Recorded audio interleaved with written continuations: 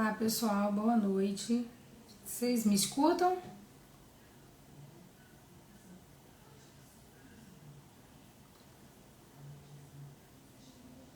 Vamos dar um tempinho para o pessoal ir entrando. Quero agradecer de antemão a audiência de todos vocês. Hoje nós vamos debater um assunto muito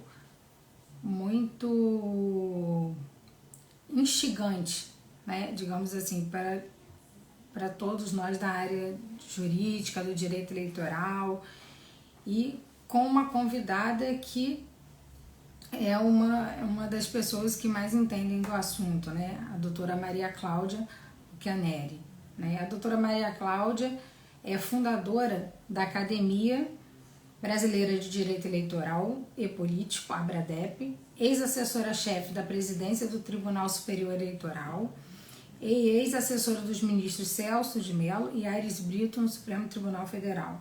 A doutora Maria Cláudia é advogada, mestra em Direito e Estado pela Universidade de São Paulo, especialista em Direitos Fundamentais pela Universidade de Coimbra. Também é membro fundadora da Associação de Assessores e Ex-Assessores dos Ministros do Supremo Tribunal Federal e membro do Instituto Brasileiro de Direito Eleitoral, IBRAD, e do Conselho Editorial da Revista Brasileira de Direito Eleitoral. A doutora Maria Cláudia é uma grande debatedora do tema a respeito de abuso de poder, né? É com muita honra que hoje ela vai conversar com a gente sobre esse tema, porque, sem sombra de dúvidas, estamos numa crise, uma grave crise sanitária, uma crise econômica e social, né, que acaba fazendo com que a gente tenha mais dramaticidade, né, na questão da população mais carente e, ao mesmo tempo, traz um ambiente mais propício para que haja a exploração dessa miséria e o uso eleitoreiro dela, né? E é exatamente sobre esse uso eleitoreiro que a gente vai discutir hoje, porque é esse uso que é caracterizado como um abuso de poder. É bom a gente lembrar que implementar decisões rápidas diante de conjunturas críticas, como a gente passa nesse ano de 2019, não é salvo-conduto para a prática de condutas vedadas e muito menos, né, para que a gente ultrapasse os limites legais. E digo isso não apenas em relação aos gestores que precisam implementar mais benefícios sociais, precisam criar outros benefícios, que precisam incrementar, mas também aquele cidadão que hoje a gente tem a relevância do humanitarismo, da solidariedade, mas que isso também não seja usado como forma de exploração política da miséria e abuso de poder, o que pode ser considerado abuso de poder nessas eleições. E isso é uma linha muito tênue entre a conduta e o abuso do poder. E é sobre isso que a gente vai debater com a doutora Maria Cláudia hoje. É um espaço de reflexão para todos nós. Vamos agradecer a todos vocês que estão entrando aí, ao Rogério, Marlon, Débora, Paula. Vocês estão me escutando bem? Vou chamar a doutora Maria Cláudia, então, para que ela possa nos abrilhantar com os seus conhecimentos.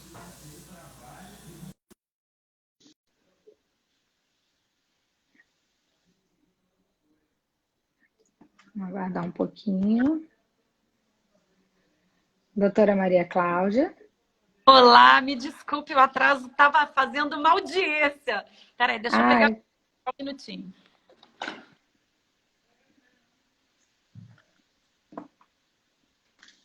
A audiência atrasou, eu já estava desesperada. Sem problema, vale a pena a espera. Doutora Maria Cláudia, boa noite. Eu quero muito agradecer a senhora por ter aceitado o meu convite. Dizer para a senhora que eu sou muito sua fã mesmo. Já tive a oportunidade de estar em suas palestras. A última que eu assisti agora foi no webinário do TRE do Rio de Janeiro. Como sempre, a senhora arrasa, brilha. Sou super fã da sua tese em relação ao abuso de poder religioso, que se der tempo a gente toca nesse assunto. Ó, a audiência que eu estava participando é sobre isso. Eu vou dar em primeira mão. Amanhã o TSE vai discutir o tema. Olha que coisa boa. Então vai ter que dar tempo. Então vai ter que dar tempo. Então, doutora Maria Cláudia, eu estava aqui conversando com as pessoas que estão na sala conosco e estava falando sobre esse período que a gente está vivendo agora, né? Que é um período de pandemia, é um período que agrava a crise social que já é existente no nosso país, né? Agrava a necessidade da implementação de políticas públicas, ao mesmo tempo que aumenta a questão humanitária, a solidariedade das pessoas, né? No entanto, todas essas atividades, tanto a implementação de políticas públicas, quanto a solidariedade da população para com o próximo, que é louvável, não podem ser salvo-condutos para a prática de condutas vedadas, nem muito menos essas ações podem ser usadas como forma de exploração da miséria à medida que isso vem a configurar um abuso de poder, né? Porque o uso do poder em si não é vedado pela legislação. O que é vedado pela legislação é o abuso desse poder a ponto de influenciar o voto do eleitor, a ponto de manipular o voto do eleitor, né? Até porque nesse momento de pandemia é até desumano achar que uma pessoa que chegue na casa de uma outra que precise, por exemplo, de uma cesta básica, que essa pessoa não deva aceitar por estar no ano eleitoral. Não é bem assim que funciona, não é mesmo? Então, eu queria que a senhora pudesse nos abrilhantar um pouquinho com seus conhecimentos sobre esse tema. Boa noite, Priscila. Boa noite a todos que estão aqui conosco. Doutora Maria Cláudia, seu áudio não está saindo. Agora sim. Não? Voltei? Agora voltou. Tá, peraí, que eu acho que era o alarme me avisando aqui. Peraí, deixa eu desligar aí.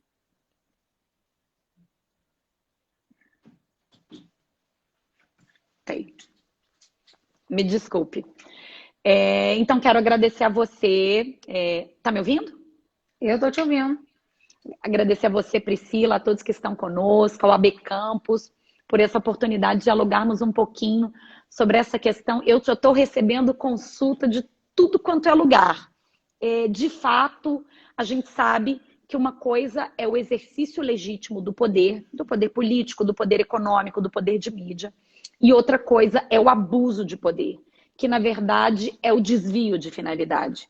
É usar aquele poder político não com a intenção de resolver determinados problemas administrativos, mas com a intenção claríssima de desequilibrar um processo eleitoral que se avizinha, né? Então, o elemento que sempre permeia o debate em torno de abuso de poder é o elemento do desvio de finalidade. A pessoa começa a mudar a sua prática administrativa justamente na perspectiva de uma eleição que está logo ali. E as condutas, assim, é sempre um clássico, doutora Priscila, é o batom na cueca. O sujeito tem um programa social que distribui, vamos lá, 50 cestas básicas por mês. No ano da eleição, você em janeiro distribui 50, em fevereiro 60, em março 70, quando dá junho você já está distribuindo 500 cestas básicas por mês. Então você tem uma quebra de padrão administrativo, justamente quanto mais o processo eleitoral vai chegando perto, mais o padrão de comportamento administrativo vai se alterando. A Justiça Eleitoral extrai muito dessa quebra de padrão justamente na proximidade das eleições. O elemento para extrair o desvio de finalidade. A mesma coisa com o poder econômico, com o poder de mídia, um jornal que do nada começa só a defender determinada pessoa, a criticar determinada pessoa, o volume, a tiragem, as matérias vão se avolumando na medida que o processo eleitoral caminha. Ou mesmo a criação de não só um programa antigo, que é, digamos assim, bombado perto do período eleitoral, mas a criação de padrões administrativos novos, justamente na perspectiva do pleito. Isso a Justiça Eleitoral sempre lidou, e lidou com muita, digamos assim, severidade. A Justiça Eleitoral não é muito de aceitar desvios administrativos que se acentuam na proximidade das eleições. A gente poderia dizer até que a Justiça Eleitoral às vezes exagera e começa a querer julgar improbidade administrativa como se abuso de poder fosse.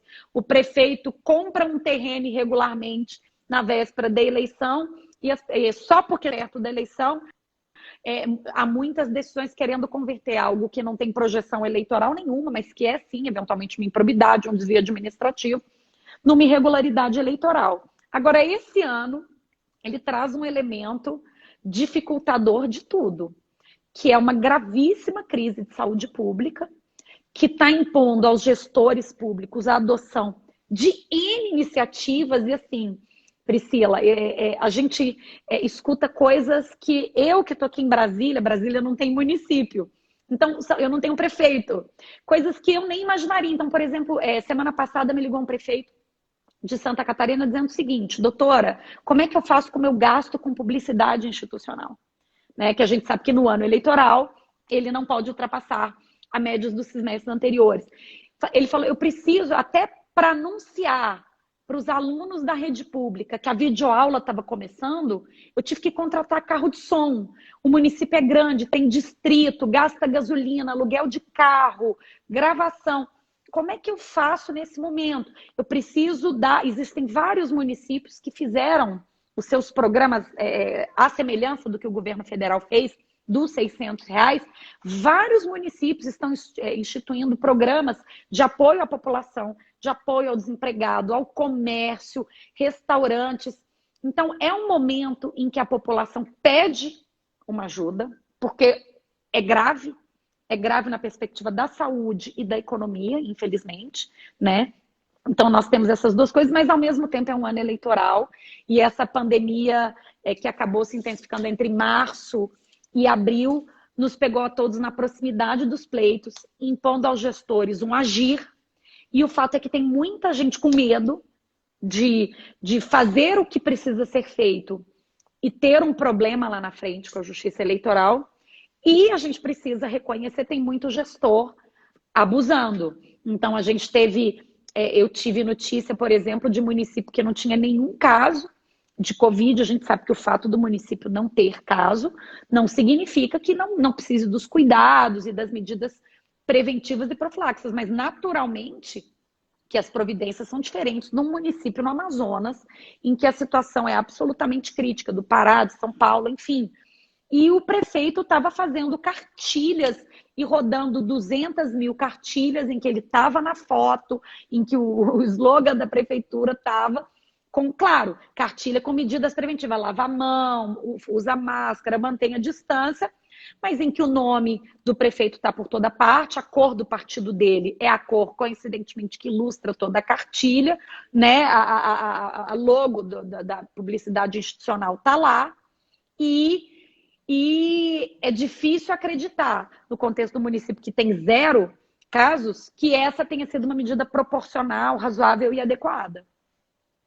Então, isso que a senhora falou é muito interessante, porque realmente a justiça eleitoral, ela combate muito o abuso do poder e muitas vezes até exagera. A gente que advoga, a gente percebe muito isso. Às vezes, simples atitudes se transformam em graves problemas para nós juristas resolvermos dentro de um processo eleitoral.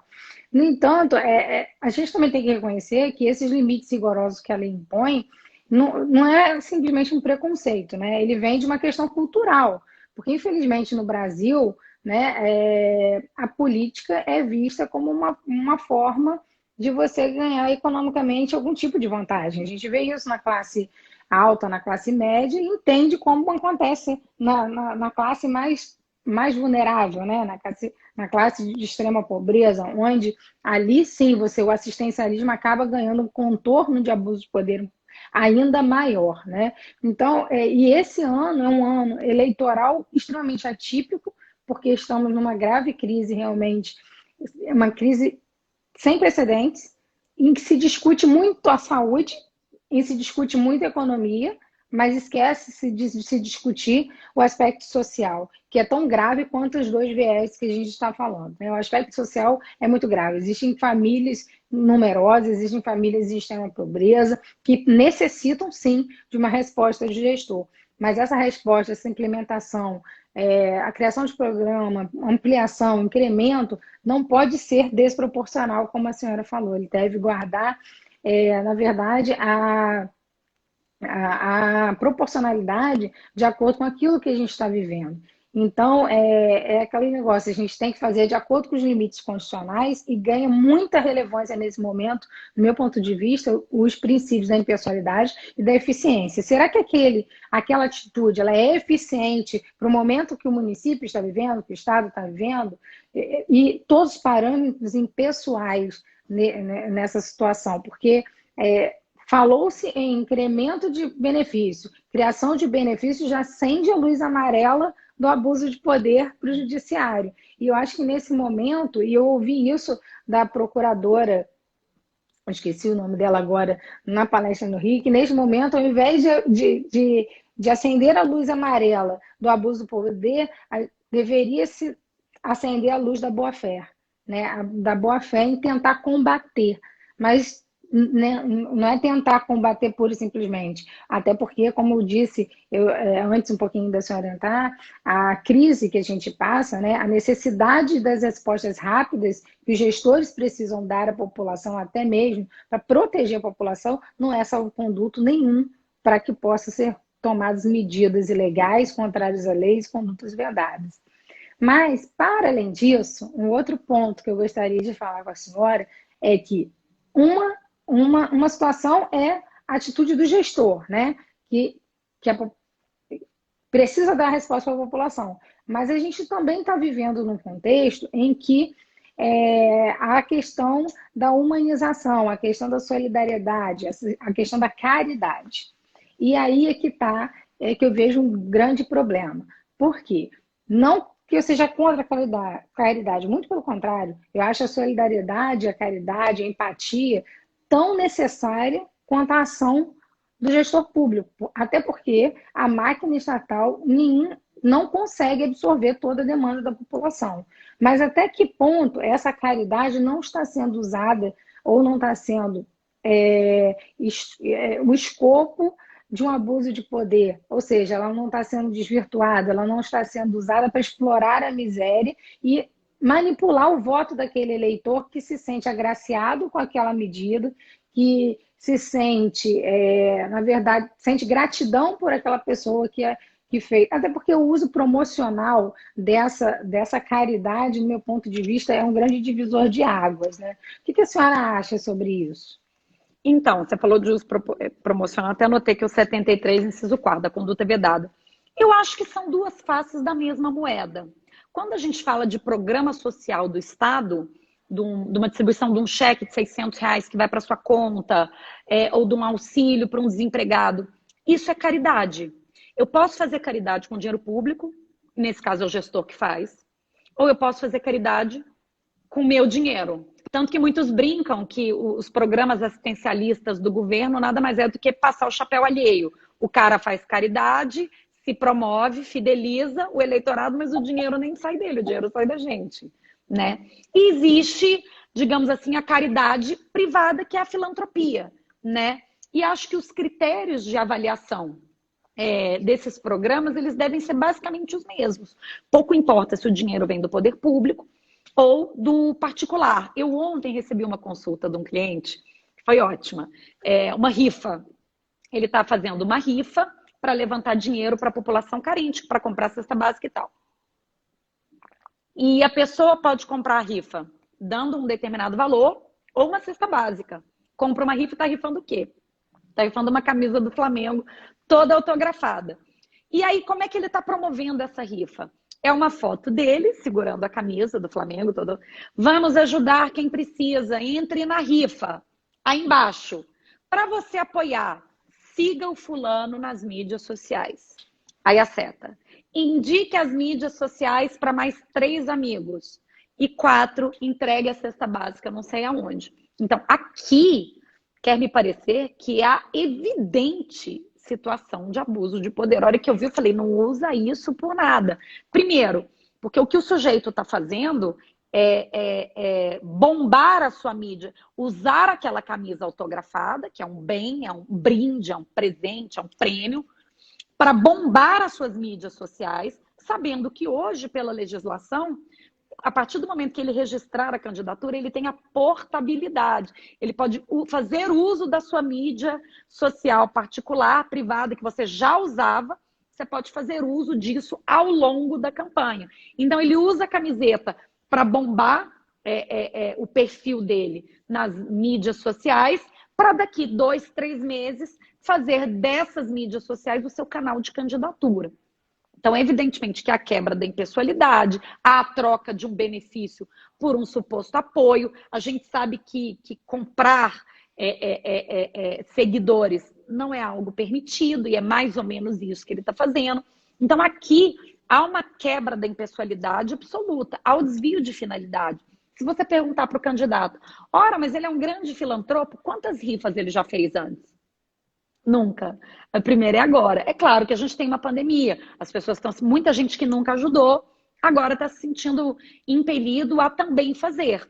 Mas, para fugir da pecha do desvio de finalidade, deve fazer em bases minimamente impessoais. Então, a orientação que eu dei para ele, corta o pedido de seguir em mídia social, corta o pedido de influência para os amigos. Pode ficar a sua foto? Pode. Pode ficar a sua foto sem alusão ao pleito, sem alusão a número, sem alusão a ser pré-candidato de nada, sem pedir para te seguir em mídia de nada. Por quê? Porque, do contrário, pode ficar estabelecida a relação de troca. Troca a possibilidade de ganhar uma camiseta pelo seu apoio nas mídias sociais. E comprar seguidores, a gente sabe que não é um comportamento permitido. A mesma coisa seria se fosse um prefeito. Um prefeito fazendo uma renda mínima para a sociedade e distribuindo pessoalmente os cheques, o benefício, ou colocando no voucher o seu nome, a sua... Você é o mesmo critério.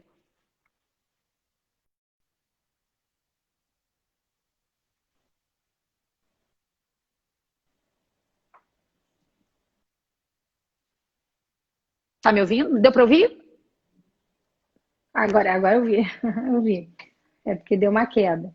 Então, doutora Maria Cláudia, eu costumo fazer um pouco a diferença entre a caridade e entre a política de assistência social. Por quê? Porque quando eu falo assistencialismo, política de assistência social, eu falo uma política pública que precisa ser seguida de acordo com a legislação, de acordo com estudos sérios, de acordo com parâmetros sérios, parâmetros objetivos, enfim. Quando eu falo em caridade e solidariedade em si, e o assistencialismo feito por um particular, eu não preciso de critério nenhum. Basta que eu queira doar, basta que eu queira entregar aquela benesse para qualquer pessoa. Então, são duas coisas distintas, né? E as duas coisas não podem servir de escada de trampolim para abuso de poder, da mesma forma. E eu ouvi aqui na cidade um promotor, uma reunião que eu participei, que eu achei interessantíssimo, onde se discutia, na verdade, estava se discutindo a distribuição de quentinhas por uma instituição, né, privada, e na verdade havia um impasse em relação à distribuição, porque estava gerando aglomeração, pondo em risco a vida das pessoas, enfim. E aí a pergunta do promotor me chamou muito a atenção e me fez refletir na hora, porque realmente ele estava coberto de razão. E ele, porque várias soluções foram dadas, vocês têm tantos para dar, então vamos fazer o seguinte, vamos dividir um pouco, vamos criar uma rede de apoio para todo mundo, cada um distribuir um pouco para vocês, para não aglomerar todo mundo no mesmo lugar. Isso não foi aceito. Então o promotor perguntou, qual é o objetivo? O objetivo é a caridade, é fazer a caridade, é prestar um auxílio alimentar ou é ser o pai da caridade? Então, é a primeira pergunta que a gente precisa se fazer. O objetivo é realmente fazer a caridade, é contribuir num momento de grande pandemia, ou se tornar pai daquela caridade para, de alguma forma, né, ganhar algum proveito com isso. Né? É um desafio. Eu acho que vai ser um desafio muito grande para a Justiça Eleitoral, inclusive conseguir julgar e conseguir identificar, porque é uma linha muito tênue, né? É uma linha muito... Um deslize e você cai no abuso do poder. É muito difícil você distinguir até quando você está numa conduta legítima e o momento que você já saiu da conduta legítima para o abuso do poder. Não é isso? Posso te perguntar qual foi a solução que vocês chegaram para as quentinhas? Olha, na verdade, a gente chegou a uma solução de tentar fazer uma logística montando uma tremenda de uma estrutura para não gerar a fila naquele local. Na verdade, foi isso que a gente conseguiu fazer, porque não se aceitou a distribuição dividida, né, por várias pessoas naquele momento. Mas não é nem uma instituição ligada à política, é uma instituição religiosa, entendeu? E aí é religiosa tradicionalista, que, enfim, de freiras enclausuradas, que entendem que não podem chegar perto de ninguém, aí a gente também tem que entender o lado deles, enfim. Mas hoje, graças a Deus, está tudo mais calmo. É porque o município vive um problema grande com o Covid-19. Nós estamos, inclusive, em lockdown. Então, a gente aqui está realmente com com muitos casos, né? A gente tem muitas mortes, a gente está com alguns hospitais lotados, então realmente aqui a situação não está confortável. Então é bem complicado. Eu entendi. Olha só, eu vou discordar de você de algumas coisas. A primeira coisa, quando você falou, ó, eu não confundo caridade, filantropia com assistencialismo, porque eu acho que assistencialismo é um programa com metas, nos termos da lei, papapá. Esse tema não é novo. O porquê? Porque o artigo 73, parágrafo 10º, que estabelece uma conduta vedada, eu estava até pegando aqui o 73 para a gente ler a dicção correta. E os colegas que nos ouvem vão lembrar. É o clássico da conduta vedada, que diz que no ano em que se realizar a eleição, fica proibida a distribuição gratuita de bens, valores ou benefícios por parte da administração pública. Então, a regra é a proibição, sim, exceto nos casos de calamidade pública, que muitos municípios estão, de estado de emergência ou de programas sociais autorizados em lei e já em execução orçamentária no exercício anterior, casos em que o MP poderá promover o acompanhamento de sua execução financeira e administrativa. Então, veja, a ideia da norma qual foi? Justamente evitar o programa social casuístico, que o cara cria no ano da eleição só pensando em entregar um bem para o eleitor na expectativa de fidelizá-lo, né? Então, a ideia é evitar programas casuísticos. Daí a exigência de que ele esteja previsto em lei e mais, que ele esteja em execução orçamentária no ano anterior. E vocês sabem que para estar em execução orçamentária em 2020, a lei orçamentária que a gente está executando esse ano foi aprovada em 2019. Então, para estar em execução orçamentária em 2019, essa lei orçamentária foi aprovada em 2018. Então, você estabelece pelo menos um intervalo de 2 anos que dá aquela presunção, e para mim é uma presunção correta, é um lapso temporal razoável, de que não é possível que uma lei orçamentária votada 2 anos atrás na perspectiva daquele programa, daquela execução, tenha sido forjada na perspectiva de um pleito que vai acontecer só 2 anos depois. Então, a ideia da lei foi essa. E o que a gente tem visto muito o Tribunal Regional Eleitoral fazer? Entrar no conceito de programa social, exatamente como você falou aí. E dizendo o seguinte, o município tem um programa, em regra, quanto menor o município, mais guarda-chuva é o programa. É o programa de auxílio funerária, para ajudar a dar enterro para quem não tem dinheiro. Misturado com auxílio bolsa, com um cheque para mandar embora para o município para fazer determinados tratamentos de saúde. É uma lei mais genérica, que engloba um monte de necessidade. A gente fala de municípios, na grande maioria do Brasil, não são municípios do porte de Campos, são municípios realmente pequenos, né? Mas são leis que realmente prevê algum tipo de apoio, suporte em algumas modalidades pelo poder público. E aí, a despeito de ser uma lei antiga, não é casuística, de estar em execução orçamentária há 2, 3 anos, 4, 5, 10 anos atrás, você vê TRE caçando o prefeito entrando falando, não, existe essa lei, ela está em execução, ela é antiga, tudo, mas isso não é um programa social, porque não tem uma meta, não tem um programa, não segue a lei de assistência social. Isso é assistencialismo, mas não é um programa social. E retira da exceção do parágrafo 10º. E não me parece que essa seja uma discussão que caiba na justiça eleitoral. A ideia da justiça eleitoral não é ficar discutindo se o programa social do gestor é bem implementado ou não, se ele vai alcançar as metas educacionais, se for um programa, se ele é bom para superar o analfabetismo, se ele é bom para superar a questão da vulnerabilidade alimentar. Não é essa a função da justiça eleitoral. A função da justiça eleitoral é proibir a criação de um programa casuisticamente perto da eleição. Essa é a função da justiça eleitoral. Mas esse debate se coloca muito na justiça eleitoral e o TSE tem revertido esse julgado. Eu já peguei julgado da Paraíba, acho que já peguei julgado até do Rio, caçando prefeitos com base em programas que são tão interessantes que às vezes o rival dele era prefeito na época, criou o programa 4 anos atrás, executou o programa em bases idênticas e quando o seu sucessor assume, ele vai lá e entra para caçar e o tribunal caça. Quer dizer, uma coisa completamente descolada de um comportamento eleitoralmente forjado, digamos assim, e ainda assim a justiça eleitoral entra nesse debate. Eu acho que esse debate refoge a justiça eleitoral. Por isso que quando eu falei que eu acho que público e privado são faces da mesma moeda, é porque eu acho que esse debate do conceito de um bom programa social, que é um debate importantíssimo para o gestor, porque ele tem que fazer com que o dinheiro público gere os resultados desejados.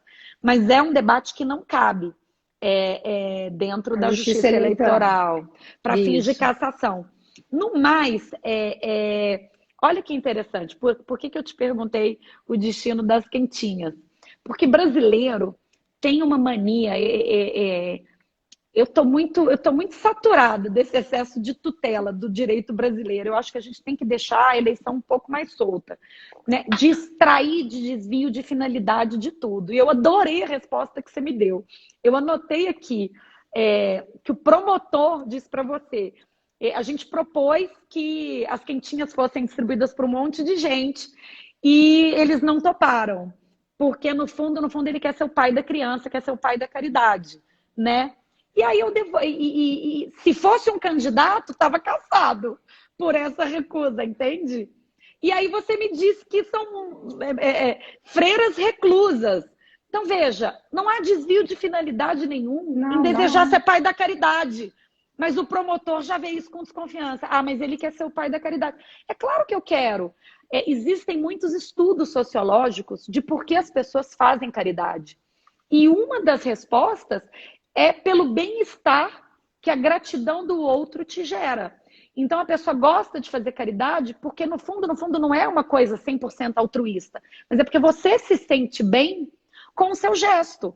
E quer me parecer que, nesse contexto de freiras reclusas, tem muito a ver com isso. É uma iniciativa nossa, desse convento, dessa igreja. Nós somos o pai da criança, que a gente quer organizar para que tudo se dê sem risco para ninguém, mas nós somos o pai da criança. Não é mal nenhum isso. Nos Estados Unidos, que é uma cultura, os americanos, eles têm uma cultura de serviço social e coletivo muito forte. Inclusive, quando você vai aplicar para uma universidade americana, uma das perguntas, você tem o desempenho de nota, você tem o desempenho esportivo, e outra é ações pela comunidade. Que ações você já desempenhou pela sua comunidade?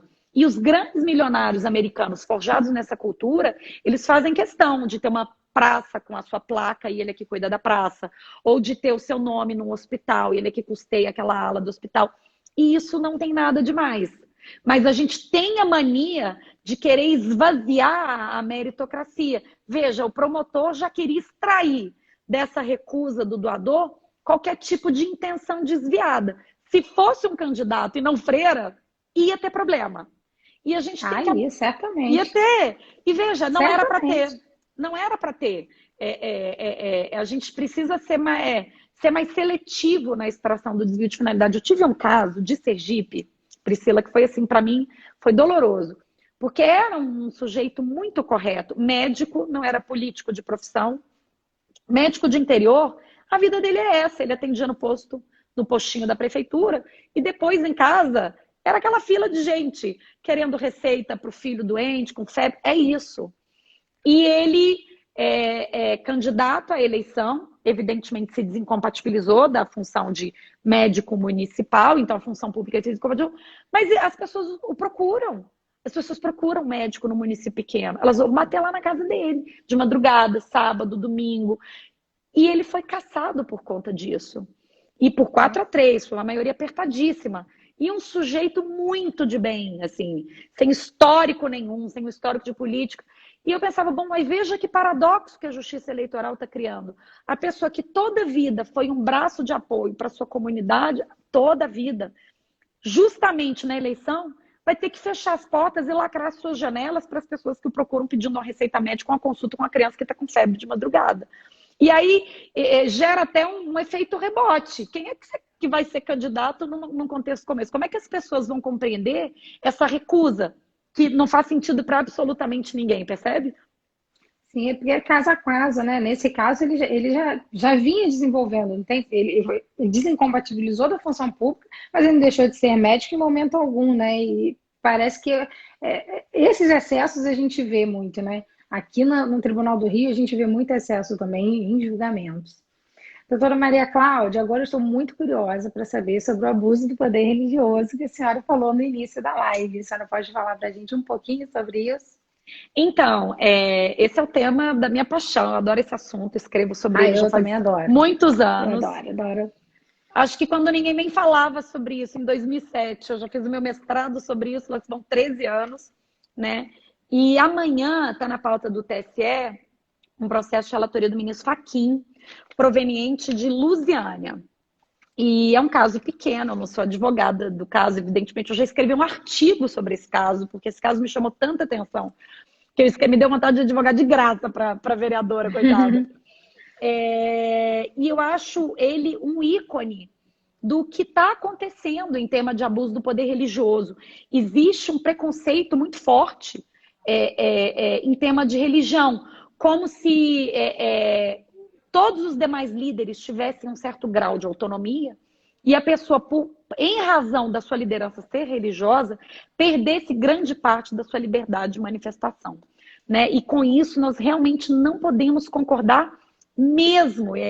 Me preocupa, parece-me que, não sei dizer ao certo, que o TSE ensaia reconhecer a existência da figura do abuso do poder religioso, porque hoje a gente não existe essa figura típica, né? A gente sabe que ilícitos devem ser interpretados de forma restritiva. E os abusos de poder na nossa lei é econômico, político e o de mídia, que é o uso indevido dos meios de comunicação. Não existe o abuso do poder religioso, não existe isso. E parece que o TSE, que antes já havia declinado a possibilidade de criação dessa figura por atipicidade, está querendo reavivar o debate. Eu não sei em qual sentido a tese será fixada, mas está querendo reavivar esse debate, e isso me preocupa. Por quê, Priscila? Porque a gente precisa separar duas coisas que muitas vezes não são separadas. Igreja é uma coisa, religião é outra coisa. Igreja é uma coisa, fé é outra coisa. A igreja, enquanto instituição, enquanto CNPJ, enquanto associação de direito privado, porque é isso que a igreja ela sofre algumas restrições em tema eleitoral. Mas a religião, a fé, Deus, não foram alijados do processo político eleitoral. Eles poderiam ter sido, mas não foram. Então, por exemplo, a Constituição Portuguesa tem um dispositivo lá que proíbe que partidos políticos usem nomenclatura religiosa ou símbolos de fé. Então, em Portugal, seria impossível existir o Partido Social Cristão, por exemplo, né? Porque não posso usar uma denominação religiosa em partidos políticos. Se você for me perguntar, mas por que assim? Pode ser uma tentativa do legislador constituinte de estabelecer alguma divisão entre religião e política. A nossa Constituição nada diz.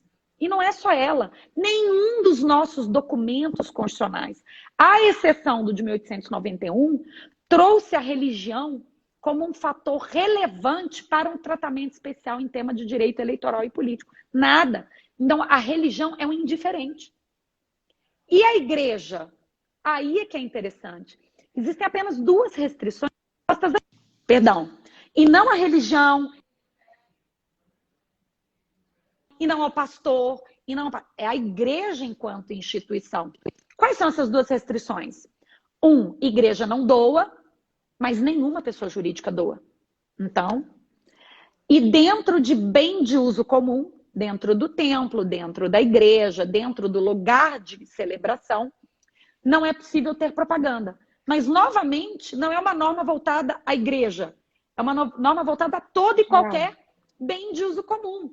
O que traz a conclusão de que também na legislação infraconstitucional, não só na Constituição, mas também, o elemento religioso é um elemento neutro.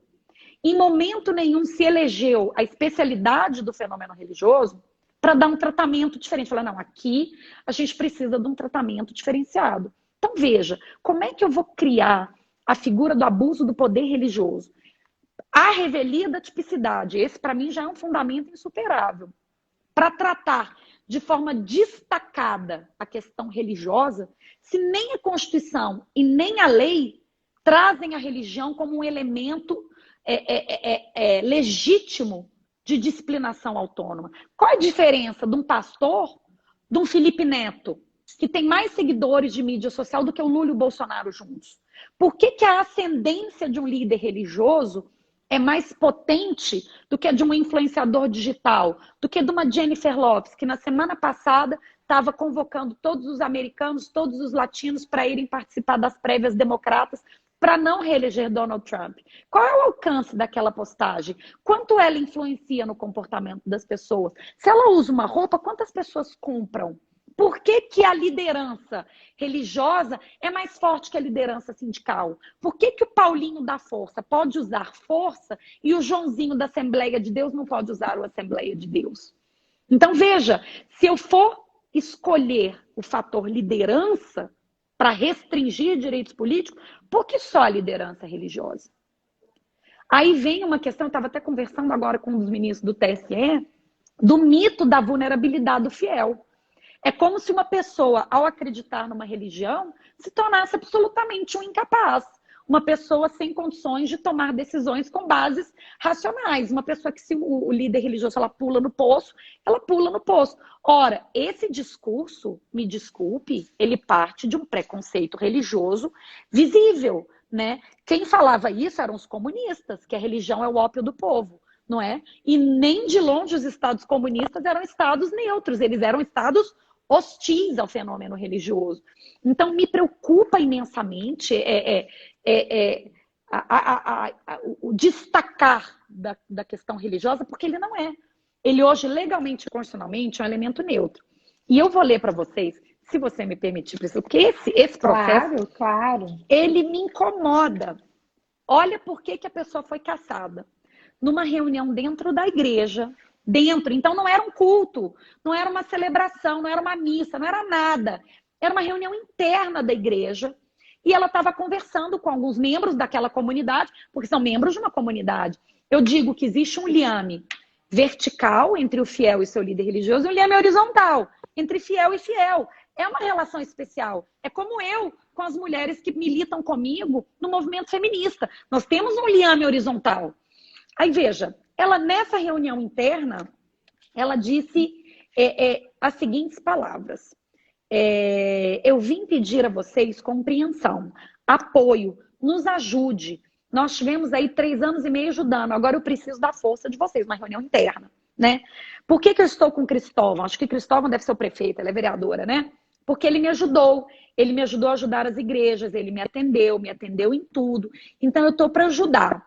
Aí olha aqui o que ela diz. Eu ia ser vice-prefeita. Sabe por que eu não fui? Porque a igreja católica, o pessoal católico, não aceita um crente no executivo. Para eles é uma afronta. O Cristóvão queria que eu fosse a vice. Ele fez de tudo, mas só que eles reuniram lá e falaram, Deus me livre, de jeito nenhum. Eles não aceitam, entendeu? Então é uma conversa política, de uma pessoa daquela igreja que representa aquela comunidade no Poder Legislativo Municipal. E ela está explicando e pedindo apoio. Nenhuma ilegitimidade. Como poderia, dentro de uma... Tá num bar.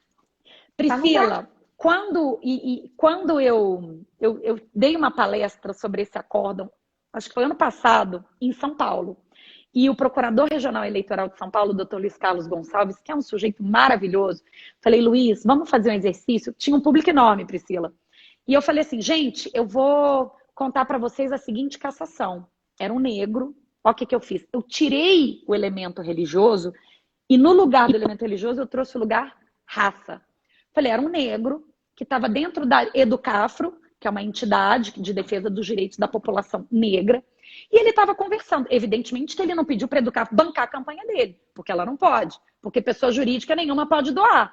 Mas ele estava explicando a situação dele e pedindo ajuda para continuar representando a comunidade no parlamento. E sabe o que ele disse lá pelas tantas?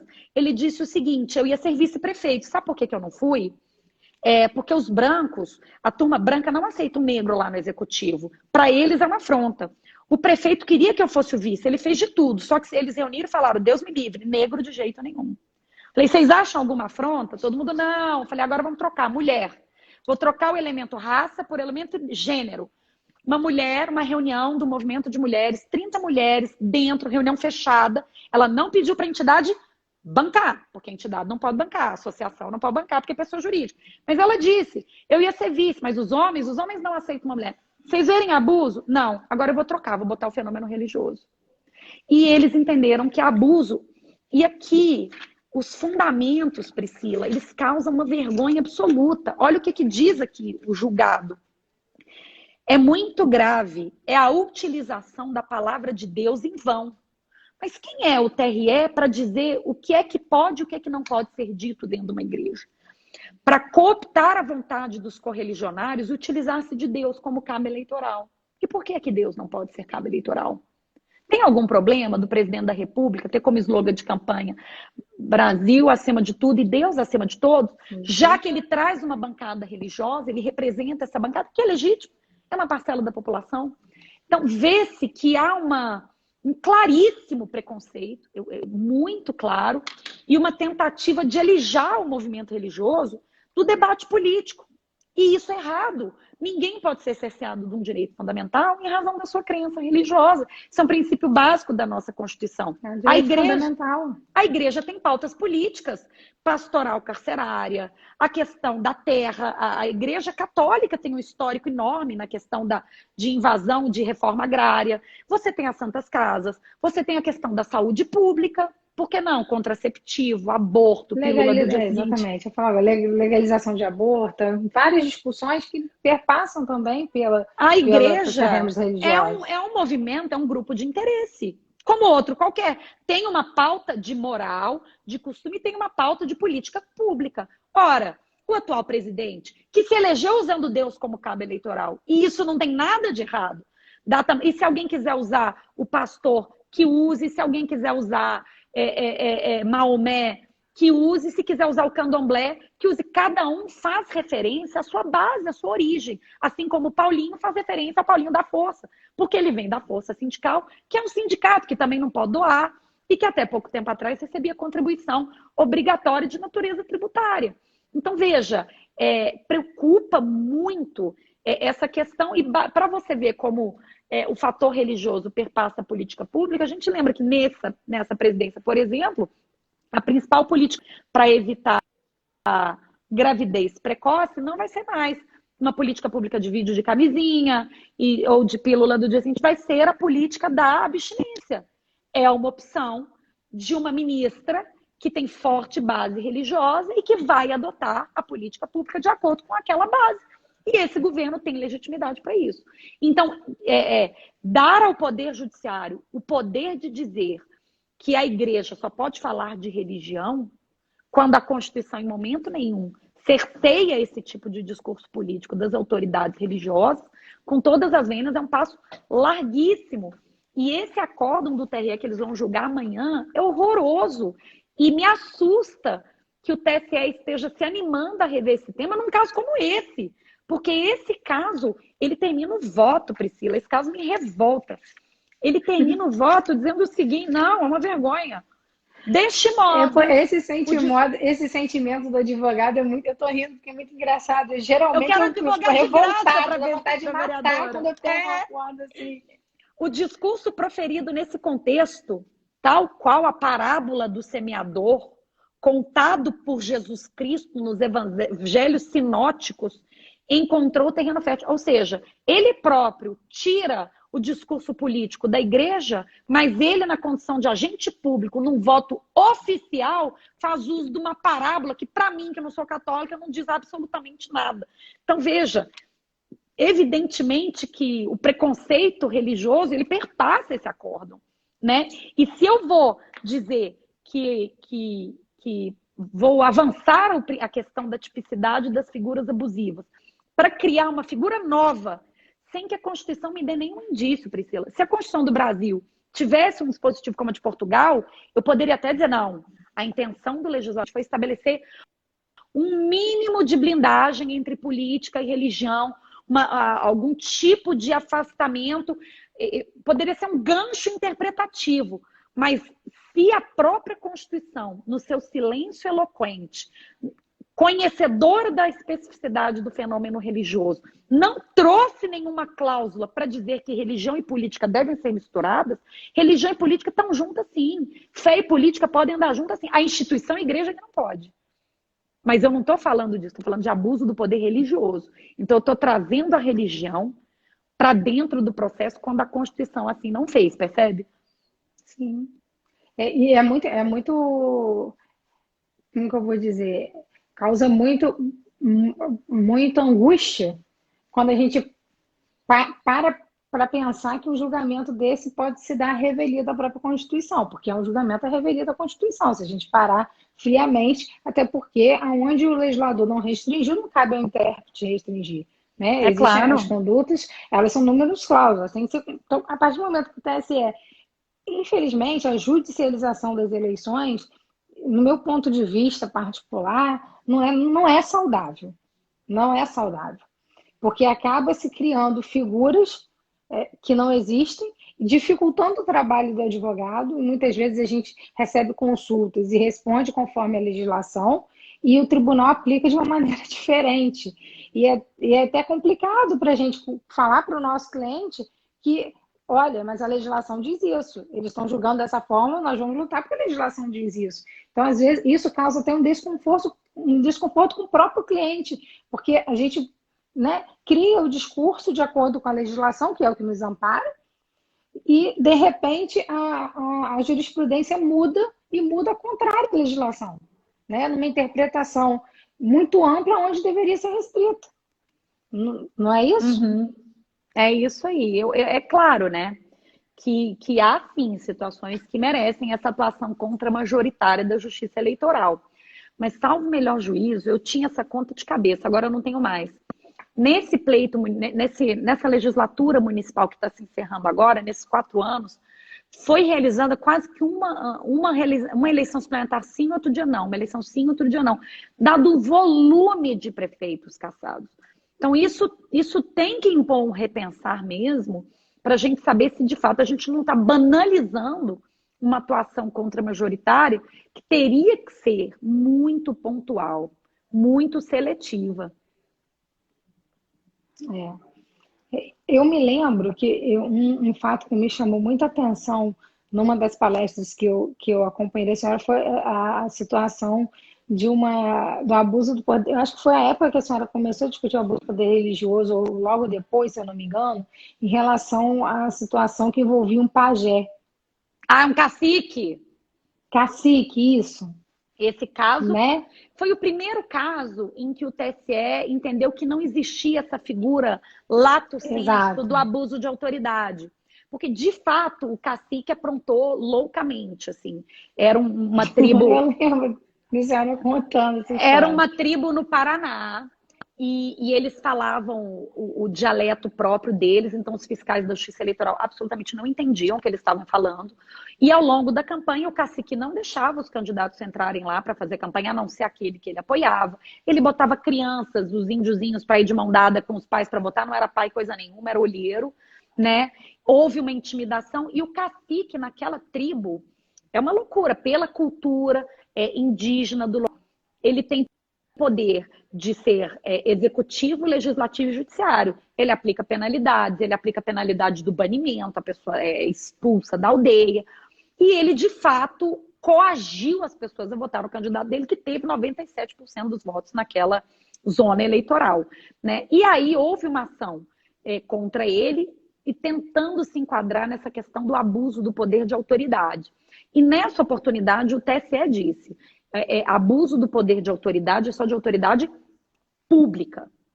não de autoridade cultural, de autoridade religiosa, até porque no limite eu vou entrar na autoridade midiática. E por que não dizer a grande figura esportiva?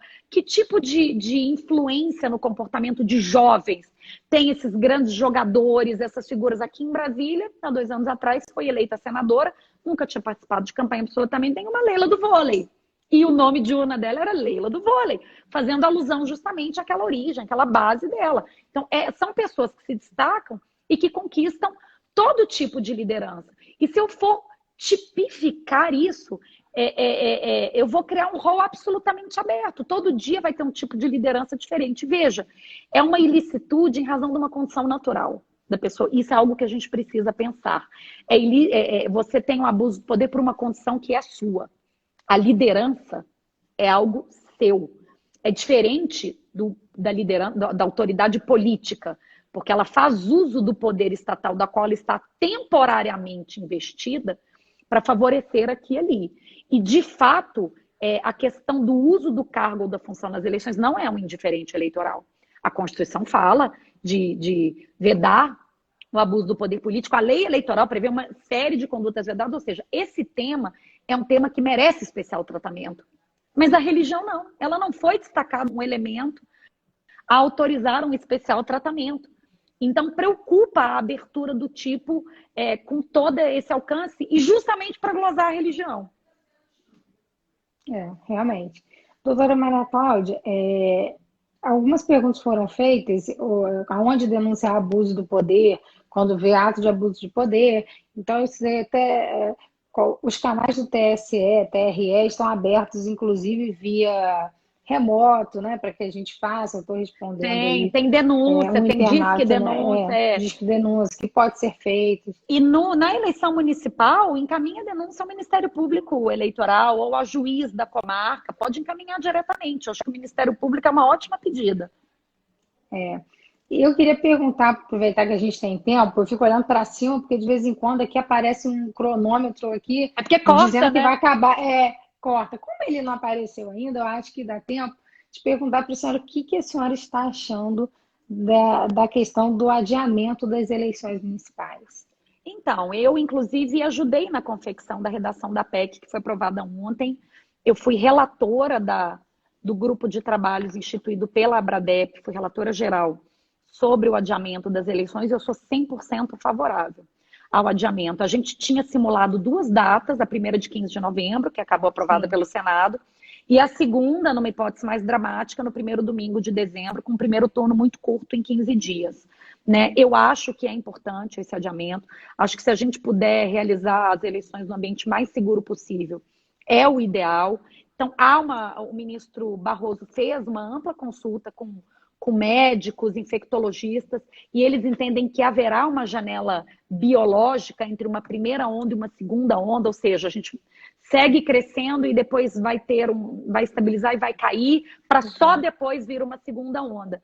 Então, acho que o adiamento é muito importante, mas, repito, o adiamento este ano, prorrogar mandato... Sem prorrogação de mandato. Absolutamente. É a mesma posição é a mesma posição que eu tenho, inclusive a Abradep lançou essa campanha, a qual eu já fiz adesão, né? Obviamente, acho que todo eleitoralista faria a mesma adesão, porque os estudos da Abradep fez vários estudos, vários grupos de trabalho, né? Eu tive acesso a todos eles, leio todos eles, e realmente, até pela questão, muitas pessoas falam assim, mas em outubro não tem condições de eleição.